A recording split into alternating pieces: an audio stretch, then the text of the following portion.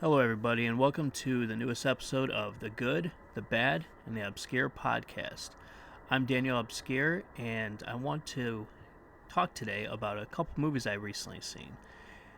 Now, they're ones that I've heard of before, but I just never watched them for various reasons, either lack of interest or I couldn't get a hold of a version of it that actually was watchable or not cut up.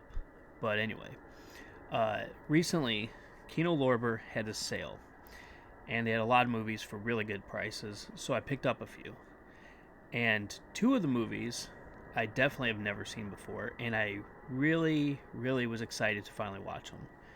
And let's get into those two movies. Well, the first one is Beware the Blob from 1972. It's actually the sequel to The Blob, which I absolutely love, and I absolutely love the remake as well. But this one does it a little bit different. This one goes more in the direction of something like A Texas Chainsaw Massacre Part 2, where it keeps its original like horror elements, and in this case some sci-fi elements, and adds more comedy to it, and makes it more satire, kind of poking fun at the genre and the original film. But this does the same thing as well, though, in the sense of it does a good job with what it's trying to do. Now, it's not a great movie by any means. It was made on a very little budget, which is about, I think, $150,000 estimated for the time period, which, don't get me wrong, isn't terrible, but it's still not a lot, for especially what they needed to do. Now, the cool part is the cast and the practical effects, which are cheesy still, but great. And wait, I take that back. Some of the deaths and some of like the stuff they use for those things is pretty awesome. It's just some of the other little effects are not so great. But anyway, the thing I really liked was the cast. You get a lot of people from the time period that were well known. One of my favorite appearances is by Dick Van Patten, where he plays a Boy Scout troop leader, and he is just very much over the top like he usually is, similar to like his role in Spaceballs as I think it's King Roland. But anyway, and he's one of my favorites. But there's also Sid Haig shows up at one point, and Burgess Meredith also shows up. And trust me, there's a laundry list of people who were in this film that are all legendary in their own way. But nonetheless, great cast. It was an overall fun movie.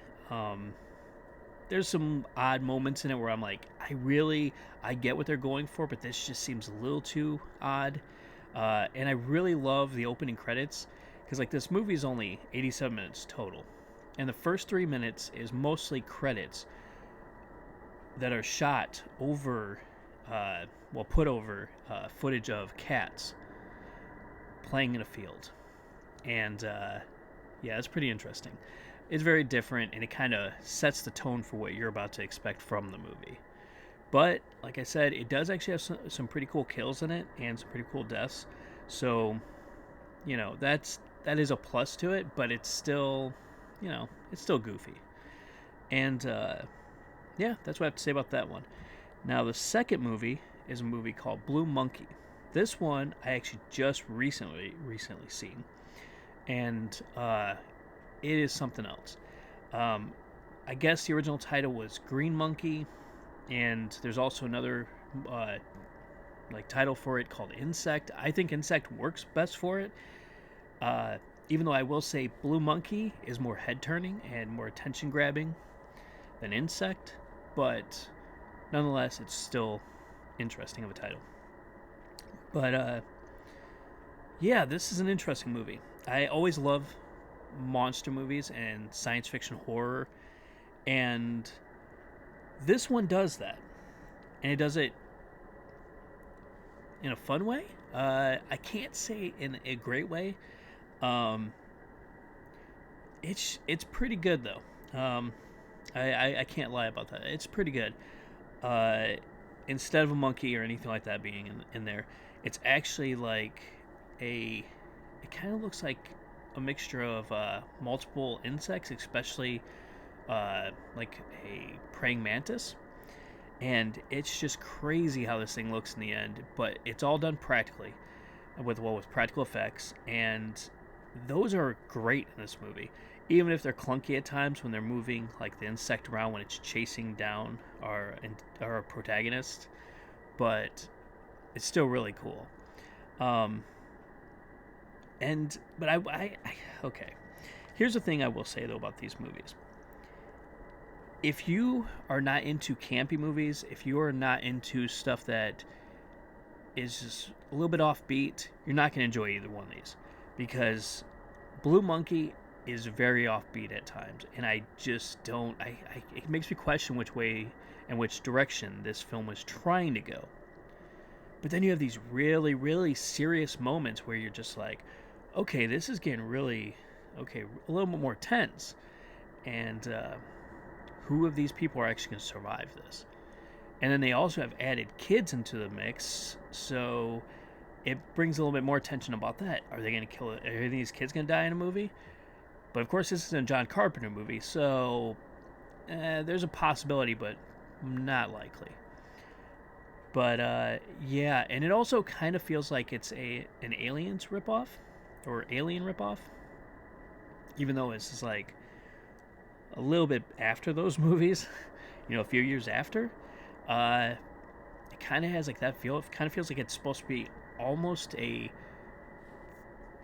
satire of Aliens. I don't know, but nonetheless, I enjoyed it. I thought it was really cool. The practical effects are cool. The cast is great, especially I like Steve Railsback is in here, and he's one of my favorite actors. And I was just recently talking about him and mentioning that actually the first time I actually remember who he was watching the movie Ed Gein, where he plays Ed Gein, and that's where I found out about him. And then ever since then, I keep seeing him movies, and these are all great roles. So that's very big positive for me. Let's see. There's also several other people in here. I just can't remember their names right offhand. I know Jim Vernon's in there, which I absolutely love him. Joe Flaherty.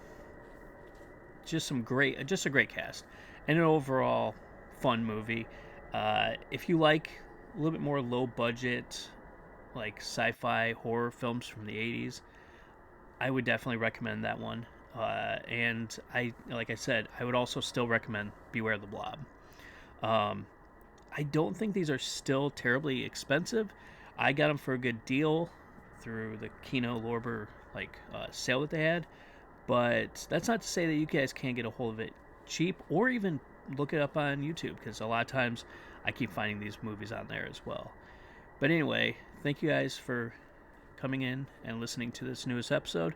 I'm going to try to do more like this, a little bit more off the cuff. Not going to really edit as much out of these. These are just to have a little bit of fun and to talk about some movies I just recently ran into that are either older ones or I'm going to stay away from some newer ones as much, but just like older films I've been wanting to see, or I just run across that are pretty cool or entertaining to me. All right, you guys, take it easy and come back for the next episode.